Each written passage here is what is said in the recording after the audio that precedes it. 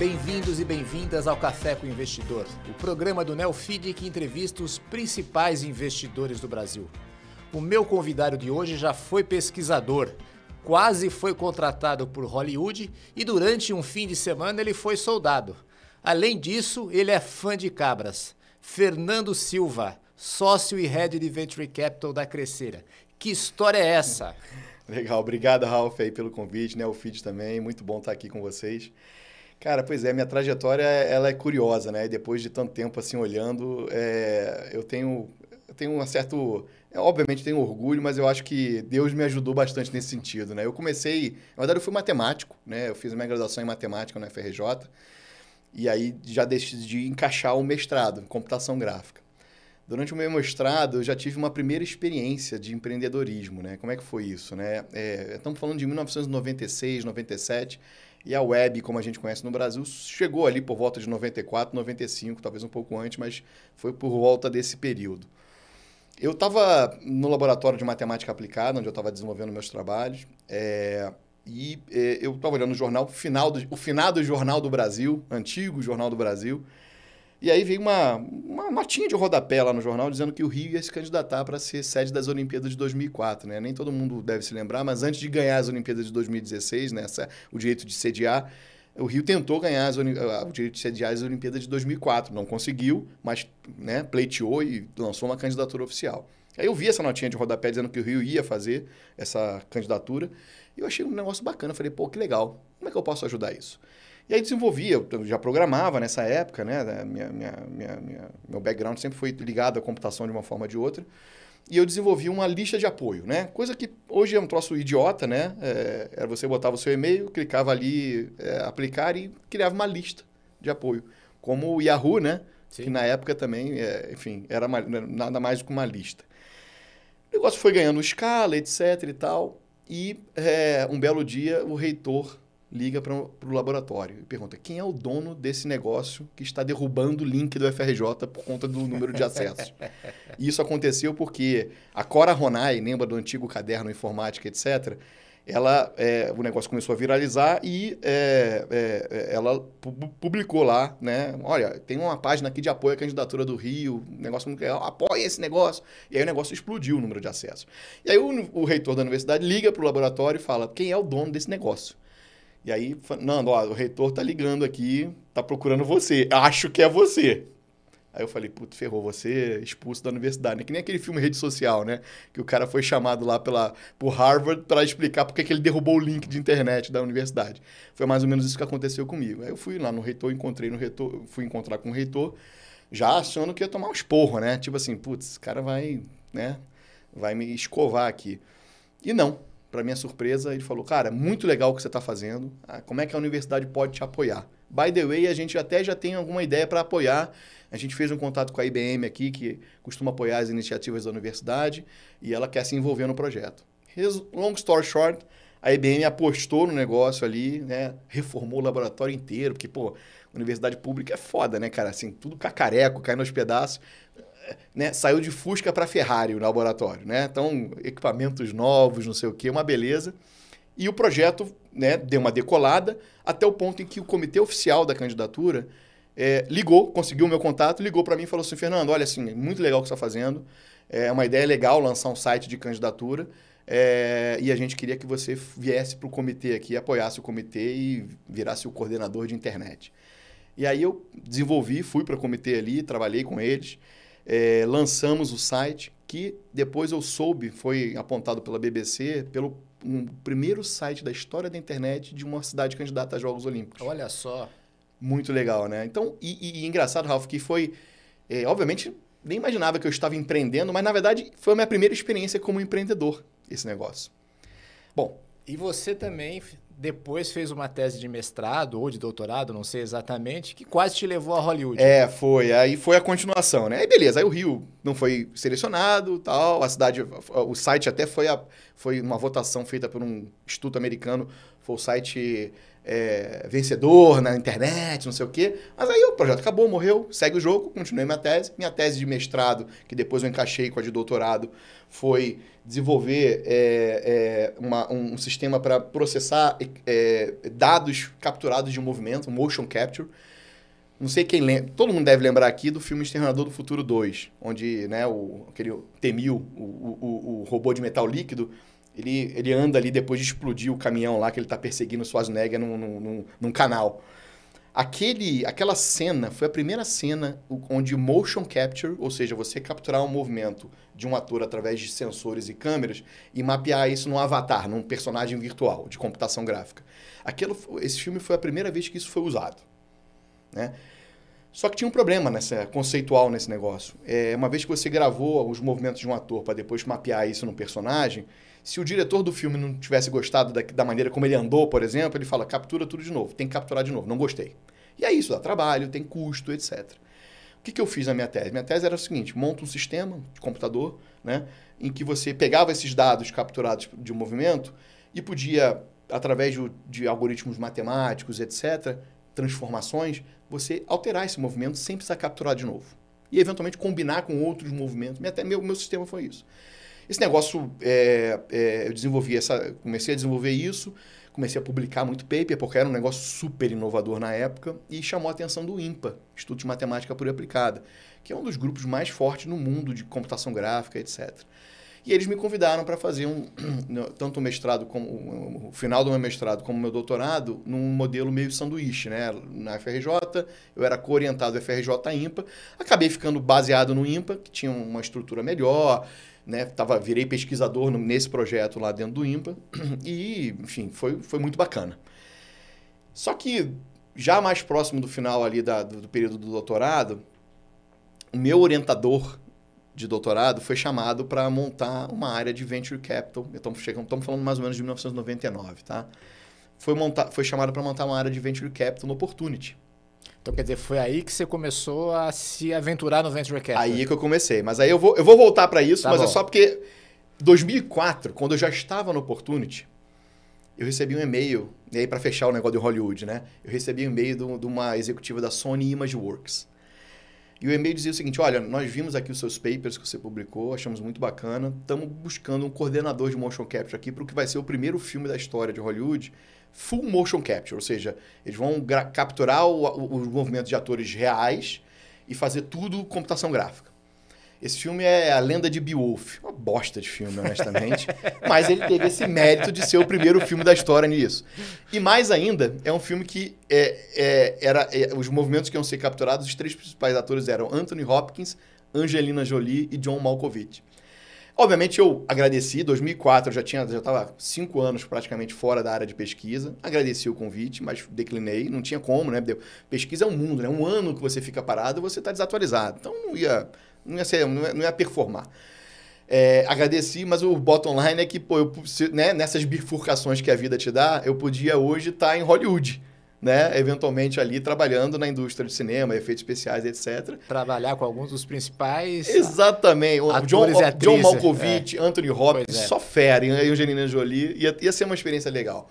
Mas, de novo, são aquelas escolhas que a vida te dá e que você tem que escolher. Assim como foi a do doutorado, que eu tive que meio que abandonar tudo que eu estava fazendo na área de pesquisa para cair de cabeça no Venture Capital. E aí, foi interessante porque eu não sabia eu não fazia ideia do que era o Opportunity. Não estava nem aí. Eu era pesquisador no INPA, conversava com as árvores ali, pensando em algoritmos, etc. Então, eu não tinha muita ideia do que era esse mundo do Venture Capital. Mas aí o meu orientador do doutorado foi lá para montar esse dinheiro do Dório Ferman, né, que é um dos sócios principais do Opportunity, junto com o Daniel Dantas, que é mais conhecido até pelas Sim. brigas que ele teve lá na época com a Telecom Itália, mas é um cara genial que sabe ganhar dinheiro, no jeito dele. Mas eu decidi cair dentro. E nessa época, 1999, 2000, era a época a palavra da moda era plano de negócio. Plano de negócio. Todo claro. mundo tinha um plano de negócio, não sei, e eu tinha o meu. Quando o meu orientador do doutorado foi para lá, o Jonas, que é um cara que eu admiro bastante, eu montei um plano de negócio com alguns amigos meus do mestrado e falou, Jonas, eu tenho aqui um negócio para te mostrar aqui. É uma empresa, fábrica de software, cara. Assim, todo mundo tem um passado, né, triste, né? E eu, como investidor, falei, sim, um dos meus empreendimentos foi uma fábrica de software. Mas está cheio de fábrica de software hoje faturando bilhões. Sim, é verdade, é verdade. Mas aí eu apresentei esse plano de negócio para o meu, né, pro agora executivo do Opportunity.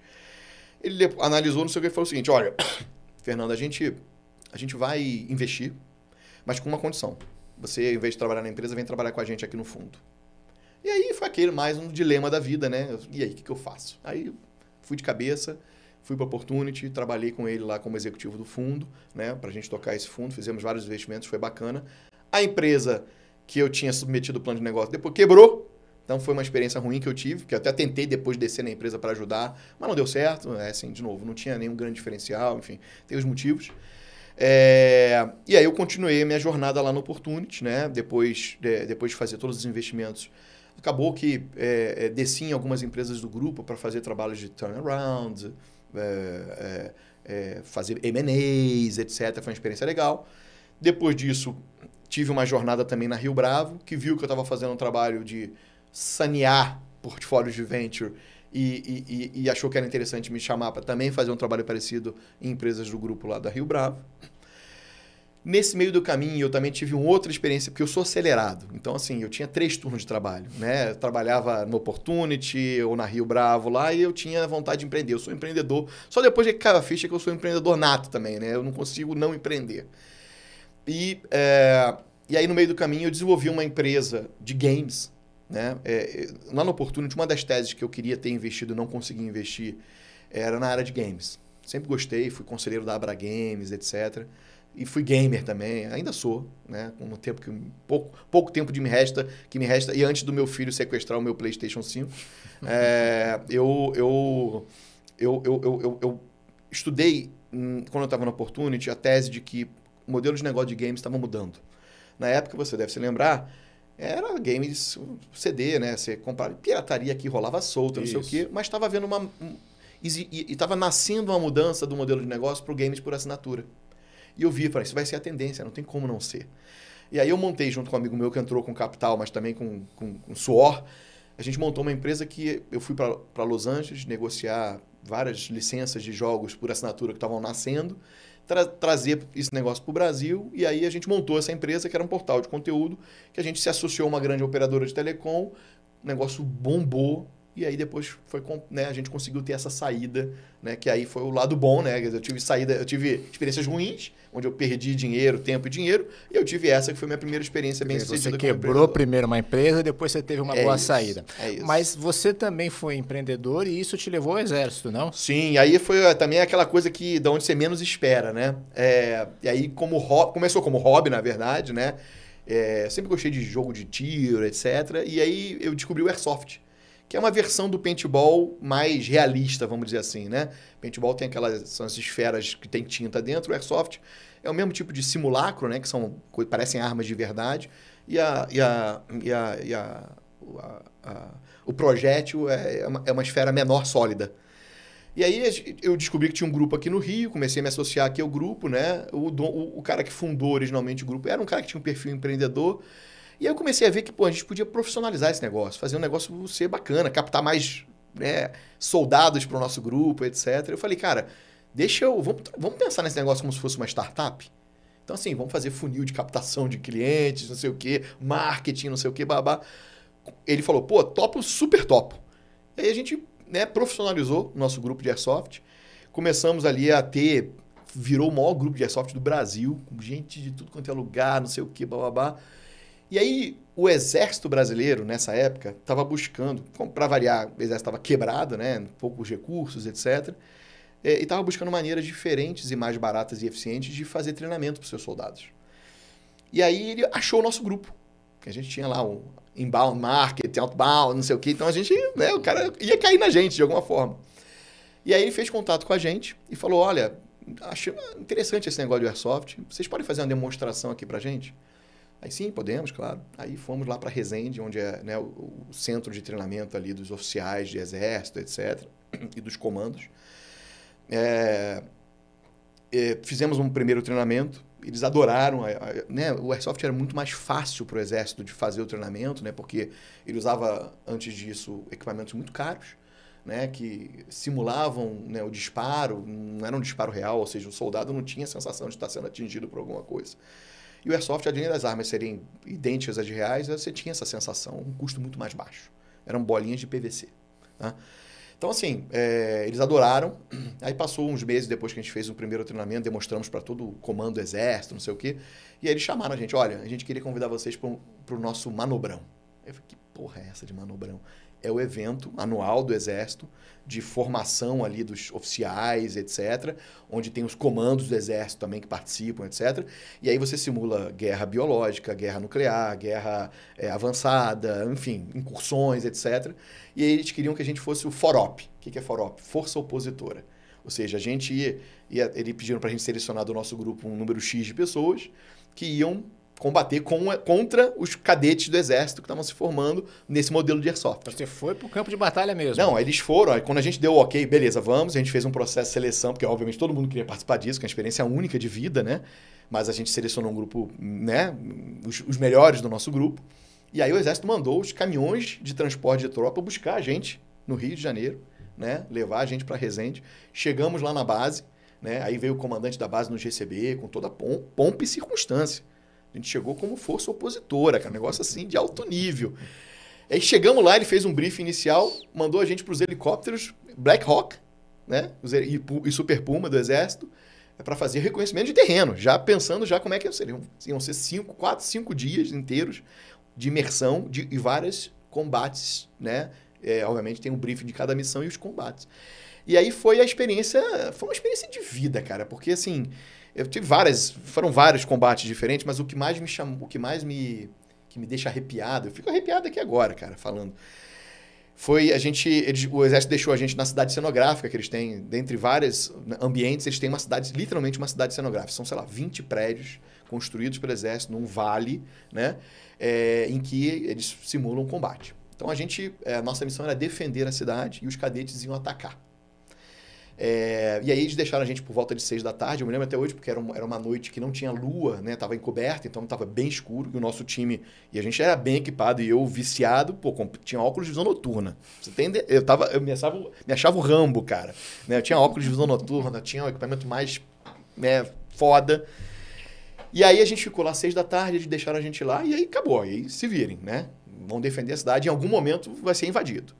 E aí 6, 7, 8, 9, 10... Quando deu 11 da noite, mais ou menos, por volta de 11, meia-noite, eu estava no alto de um prédio, que eu estava com uma arma de suporte. É a M60 do Rambo. Estava com uma arma de suporte. E estava defendendo uma edificação ali, uma das maiores. Eu estava no topo. E aí eu ouço um barulho de longe, de artilharia. Pá, pá. Aí o que o Exército fez? O Exército já estava coordenando por rádio o ataque com os cadetes. Eles vindo pela colina, né? E era a colina que tinha aquele mato mais ou menos alto assim, né? E eles estavam já coordenando e falou, ó, ilumina a cidade quando a gente estiver chegando. E aí foi isso que aconteceu. Eles jogaram, eram tanques de guerra que era artilharia, né? Então é uma artilharia móvel, que é basicamente um tanque de guerra que é um autopropulsor ali de projétil. Só que era aquele projétil que tinha iluminação, projétil de iluminação, aquele paraquedinhas que desce iluminando. E aí eu me lembro que eu vi esses tiros e o negócio, pá! E aí veio descendo. Quando eu olho para baixo, primeiro eu tomo um susto, né? Eu não esperava isso. E quando eu olho para baixo, eu vejo só o rastro dos soldados na mata, vindo. E aí, cara, foi a guerra. E vocês ganharam? Conseguiram ter vencido a cidade? Foram 2 rounds. Contra os cadetes do Exército, que estavam se formando. A gente detonou eles. A gente era bom, cara. Nosso grupo tinha ex-militares de comando, etc., que, treinaram a gente. Então a gente detonou os caras. Aí o segundo round foi com os comandos do Exército. Aí a gente tomou. Não tem como, cara. Os caras são feitos pra matar, entendeu? E aí tem muito mais experiência com a gente. Mas foi uma experiência do cacete, cara. Foi incrível.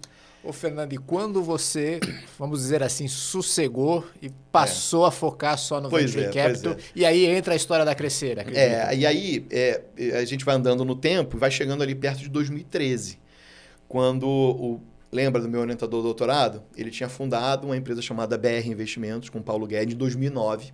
Paulo Guedes, ex-ministro. Essa empresa inicialmente era uma empresa um private equity de educação, que fez ali, abriu educação, fez grandes ativos, né? Investiu em grandes empresas de educação, famosas, etc. Então, essa empresa foi fundada ali. E em 2013, houve uma consolidação patrocinada pelo Júlio Bozano, que é um dos grandes empreendedores aqui do Brasil, Bozano Simonsen, etc. Ele tinha vendido o Banco Bozano Simonsen para o Santander por volta do ano 2000, precisou cumprir uma quarentena e queria voltar. E aí ele olhou para algumas gestoras e falou, pô, tem um grupo aqui de Private Equity que era BR Investimentos, tem outro grupo aqui de fundos quantitativos que era Trapézios e tinha um asset, né, que era a Mercato. Criou um guarda-chuva, investiu ali para consolidar essas três, criou esse guarda-chuva chamado Bozano Investimentos. E aí, um dos produtos que esse grupo nasceu era um fundo de venture também, focado em edutechs. Por que edutechs? Porque era a expertise já do Paulo, né, na área de educação, etc., de private equity, mas aí foi uma iniciativa de venture. E eles precisavam de alguém para tocar esse fundo. E aí me chamaram. Obviamente, eu entrei ali para inicialmente tocar esse fundo e um fundo de tecnologia que também tinha acabado de ser captado, que era o Criatec 2 do BNDES. Foi ali que eu comecei a me inteirar mais, assim, de novo com venture, né? Ficar mais aprofundado. E falei, pô, isso aqui é mais do que só um fundo ou dois fundos. Isso aqui dá para virar uma área, né? Uma coisa realmente profissional. E aí eu vesti o chapéu ali, me imbuí da missão de efetivamente criar uma área. Né? E assim nasceu ali a área de Venture Capital da Bozano Investimentos. A gente foi assim com esses dois fundos até 2018, quando o Paulo aí saiu para virar ministro. Ele se desvinculou totalmente da gestora e a gente fez um rebrand ali virando Crescera Capital. De lá para cá, a gente maturou esses dois fundos, e aí é um pouco do nosso DNA, né? O meu DNA também, né? Que eu sempre converso com o time. A gente não gosta de fazer, a gente nunca foi de fazer muita espuma. Né? Tipo assim, tem gestor que capta um fundo a cada 2 anos, vai lá, etc. Não tem nenhum track record e fica nessa jogada. Beleza, ele vai conseguir enganar muita gente, enganar é uma palavra forte, mas vai conseguir ali, né, convencer algumas pessoas por algum tempo. Mas chega um momento que você precisa mostrar o resultado do track. E o que eu queria fazer na Crescera era, primeiro, a gente ter a certeza de que a gente sabia fazer venture com esses 2 primeiros fundos. Por isso que a gente levou muito tempo, porque esses 2 primeiros fundos foram ali vintage de 2013 e 2014, até a gente tomar coragem de captar o nosso terceiro fundo, que foi em 2021. Então, mas por que a gente tomou coragem de captar o terceiro fundo? Quando a gente viu que a gente já tinha maturidade e track suficiente para fazer, né, para nos vender como um bom gestor de venture. Hoje você já está no 4º fundo. Hoje a gente está no nosso 4º fundo. É um fundo que é, de certa forma, a continuação do Criatec 2, do BNDES. É um fundo também que tem capital, principalmente do BNDES, mas que a gente vai fazer agora uma segunda rodada de captação para incluir investidores privados também. Né? Por que isso? Porque a gente sabe operar seed série A, que é o foco desse fundo. Ele é um fundo de tecnologia, focado em empresas ali nascentes, emergentes, né? Então seed / série A, com uma pegada ESG. A diferença desse fundo é que ele tem uma pegada ESG. A gente vai dar muita ênfase à questão de gestão, aplicação de indicadores e acompanhamento de indicadores ESG. Porque sim, porque não é só porque está na moda, é porque é importante. Né?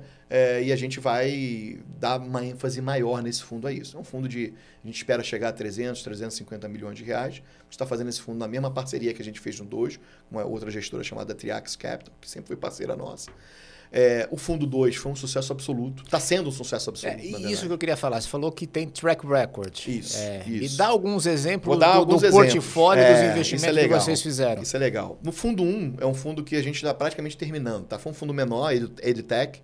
É um fundo que falta praticamente um ativo só, que é a Alura, que é uma empresa bem conhecida, uma empresa espetacular, com 2 empreendedores fantásticos, empresa que dá muito orgulho para a gente e que a gente está num processo ali, a gente deve sair desse ativo em breve e vai ser um baita retorno, é um fundo que vai retornar ali entre 6 e 7 vezes o capital. Foi só esse ativo no fundo 1 ou teve mais ativos? É um fundo menor, ao todo no fundo foram 5 ativos. Ah, tá bom. Tá?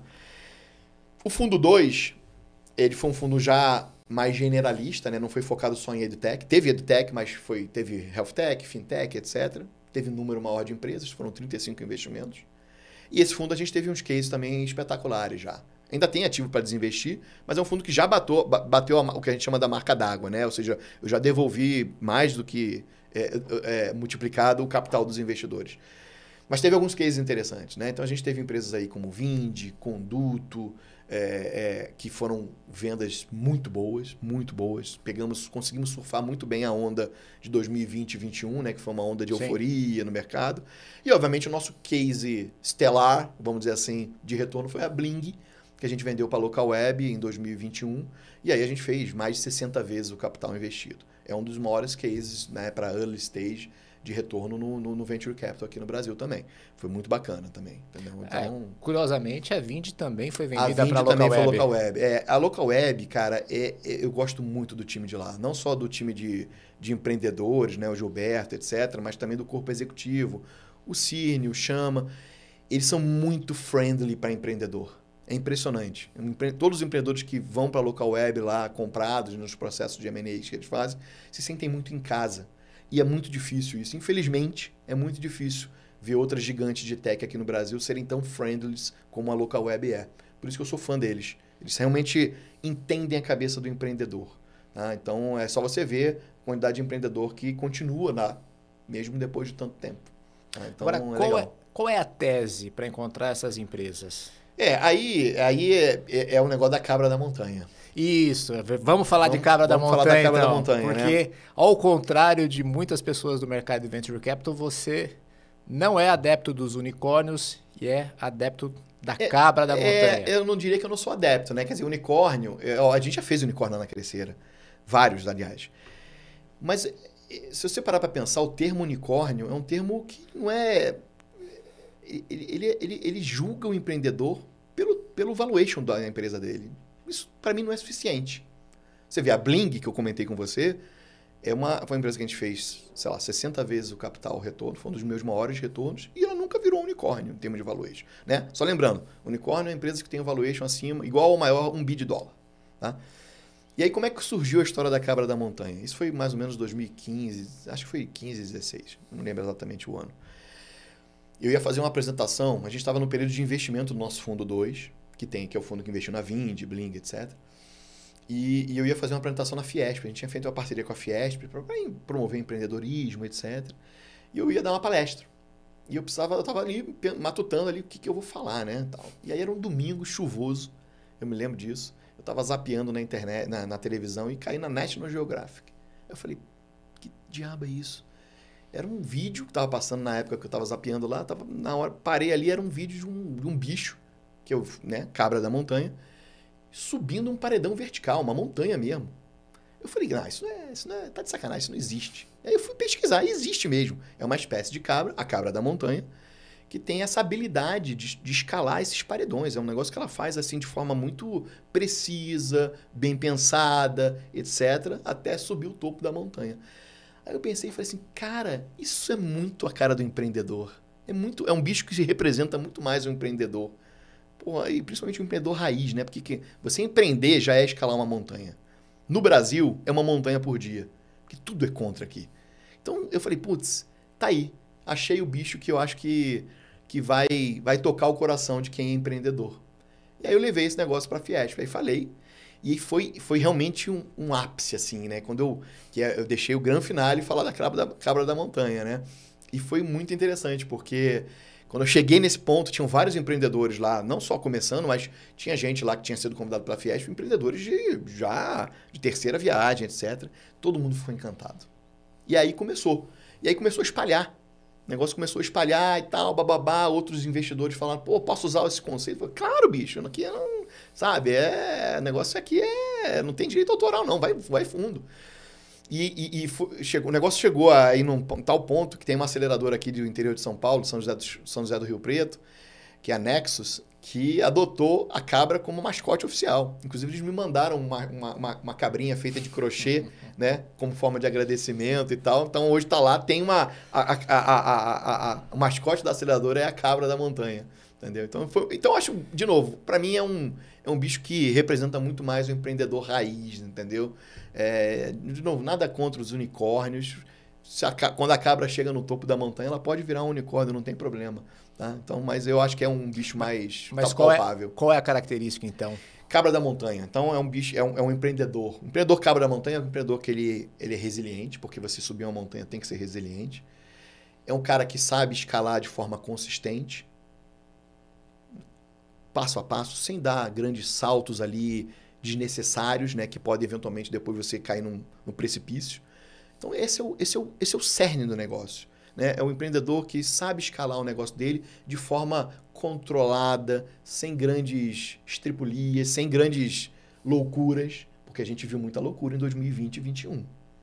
Vamos falar disso daqui a pouco. É isso. A gente viu muita loucura. Então esse é o conceito. Não é um conceito sofisticado.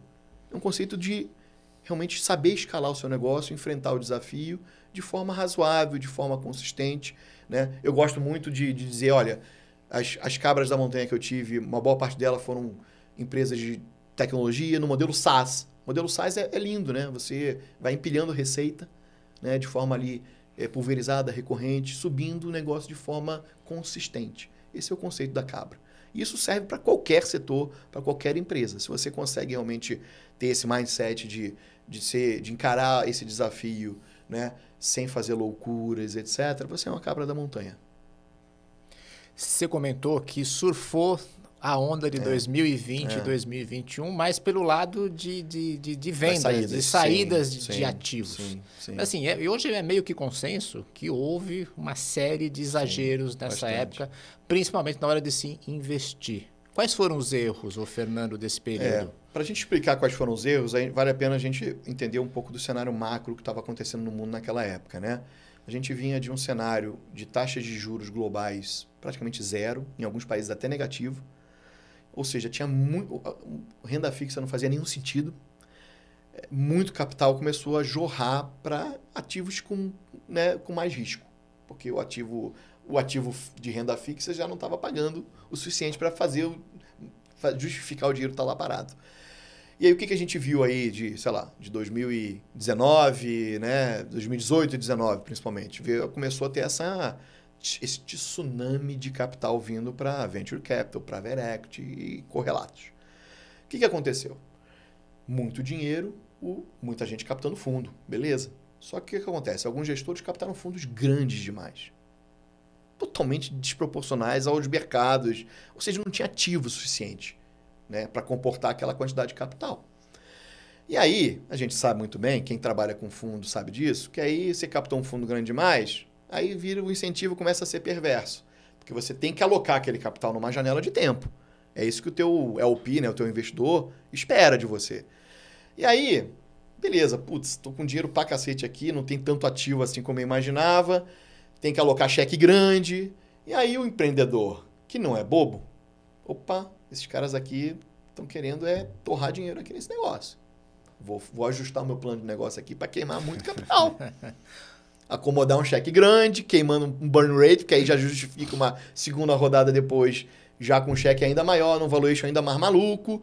E aí você criou esse ciclo vicioso de fundos em que o gestor estava pouco preocupado em fazer o melhor negócio para o fundo e sim alocar o capital da maneira mais rápida possível. Empreendedores que, percebendo isso, também ajustaram seus planos de negócio para acomodar capital de uma forma louca, porque foi loucura o que aconteceu. Era gente fazendo captação a cada 12 meses de valuation que não fazia nenhum sentido. Eu recebi empreendedor lá na Crescera que o cara faturava 1 milhão por ano e queria e estava pedindo valuation de 100 milhões de reais. Botei para correr. Não faz nenhum sentido. Não faz nenhum sentido. E aí, o que aconteceu, né? Esse negócio, em algum momento, ia colapsar. E aí, não só isso, mas começaram a usar instrumentos de liquidez, né, tipicamente usados aí em Private Equity, Venture Capital, tipo liquidez preferencial, com multiplicador, etc., de uma forma totalmente errada. Aí foi um pouco do que eu falei no artigo até que eu escrevi para vocês. Praticamente uma pirâmide. Porque o cara pegava ali, o mesmo investidor, fazia uma rodada com liquidez preferencial, num valuation já absurdo, depois ele bancava uma segunda rodada num valuation ainda mais absurdo, com os mesmos instrumentos de liquidez, e a conta não fecha. Quer dizer, só ia fechar se a gente tivesse esse mercado maravilhoso indefinidamente, porque algum trouxa, lá quando a empresa fosse fazer o IPO, ia pagar esse preço. Só que big news, o mercado azedou. As taxas de juros aumentaram, a liquidez secou, e aí não tem mais os trouxas, ou pelo menos, né, não estão tão propensos a pagar qualquer preço. E aí os valuations caíram e muita gente, você viu aí, que literalmente quebrou ou teve que fazer down round porque, infelizmente, surfou da maneira errada esse momento de liquidez em excesso que a gente teve. Entendeu? Então, essa é a crítica que eu faço, que eu fiz, né? E eu não tenho medo de fazer, não estou nem aí para o que vão falar. A gente precisa aprender com os erros. Esse foi um erro clássico que a gente cometeu enquanto investidor. E eu falo isso com propriedade, porque eu vivi outras crises. Lembra que eu comecei meu Venture Capital lá no Opportunity em 98, 99. Logo depois veio a bolha da internet, .com. Você viveu isso também. Claro. Então foi, né, maravilhoso, né? Ah, legal. Deixa eu mudar de vida aqui, vou virar investidor. Pum, o mercado desabou. Acabou o mercado. Legal, faz parte. Então, assim, eu vivi a crise da bolha .com, vivi a crise da Rússia, subprime, etc. Vivi todas essas crises, cara. Então, assim, na boa, espero que a gente aprenda agora. Tá aprendendo a duras penas. Faz parte. Tá racional agora o mercado? Ainda não, mas vai ser forçado a ser racional. A gente tem uma métrica que é o Rule of 40, né? Onde você tem ali o somatório de crescimento com margem, dá os 40. Grosso modo, tá? Eu acho que a barra vai subir. Esse Rule of 40 era muito utilizado ali para mensurar empresas boas, principalmente nesse modelo SaaS, etc. Essa barra vai subir. Porque até então, o cara podia estar entregando um crescimento de 40%, mas com margem negativa ali. Um crescimento de 100% com margem negativa, a soma vai dar lá os 40%. Agora não. Agora o cara tem que entregar, sei lá, o Rule of 60, o Rule of 40 virou o Rule of 60, e não adianta ter só crescimento, tem que ter margem também. Por quê? Porque não dá mais para você investir numa empresa em que o cara tem um burn infinito ali, que não está nem aí com a alocação, com a eficiência de alocação de capital. Então, assim, eu acho que os empreendedores, os que surfaram a onda lá do coisa, conseguiram capitalizar, alguns estão tendo que fazer down round, é duro, e o down round sempre é um problema. Down round e downsizing sempre é um problema. O downsizing, principalmente, porque você cortar a gente da empresa, e principalmente quando você faz cortes grandes, isso afeta a cultura da empresa. E a cultura é o bem mais precioso que o empreendedor pode ter na sua empresa.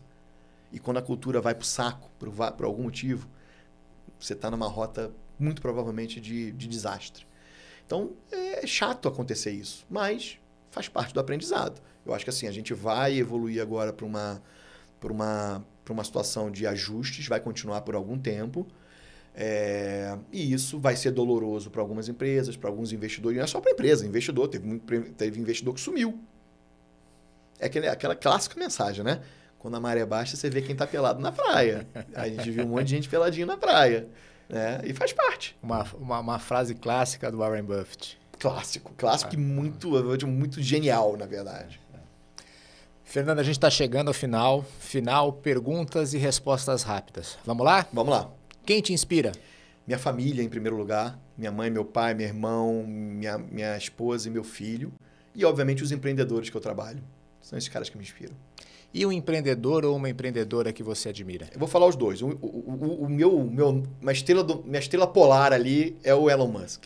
Esse cara é incrível, está tentando mudar o mundo, apesar de ser atacado por todos os lados. E aí, empreendedora, eu vou citar uma do meu portfólio, que é a Tati, da Vitude. É uma máquina, uma empreendedora espetacular. Um erro? Um erro que eu tenho é transparecer sem filtro o que eu estou sentindo. E isso, às vezes, é usado contra mim. Mas eu sou feliz assim, então é um erro que eu sei conviver. E um acerto? O acerto, eu acho que é ser uma pessoa sempre que tenta olhar o copo meio cheio.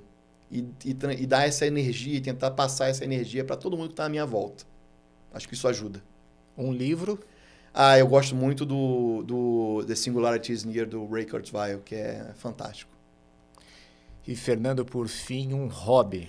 Um hobby é empreendedorismo. Não é mais o airsoft, é o empreendedorismo. Eu sou apaixonado pelo que eu faço e eu adoro conhecer empreendedores e ver esses caras fazendo a sua jornada. Só uma coisinha a mais. Eu pensei que você fosse citar Star Wars como hobby. Não. Aí o Star Wars é uma paixão. É mais do que um hobby, né? Inclusive, eu fui naquele finado hotel do Star Wars, que não existe mais. Eu consegui ir com a minha família e você viu as fotos, né? Eu fantasiado de Obi-Wan Kenobi. Então é paixão, né? Quando chega nesse ponto, é paixão. Fernando, foi um prazer recebê-lo aqui no Café com Investidor, conhecer sua história, os seus investimentos. Bacana, muito obrigado, agradeço e sucesso para todos. Este foi o Café com Investidor. Eu conversei com Fernando Silva. Ele é sócio e head de Venture Capital da Crescera Capital. Você pode assistir esse programa nas páginas do Neofeed ou também na nossa página do YouTube. Ou você pode ouvir esse programa no seu tocador preferido de podcasts. Obrigado e até o próximo episódio.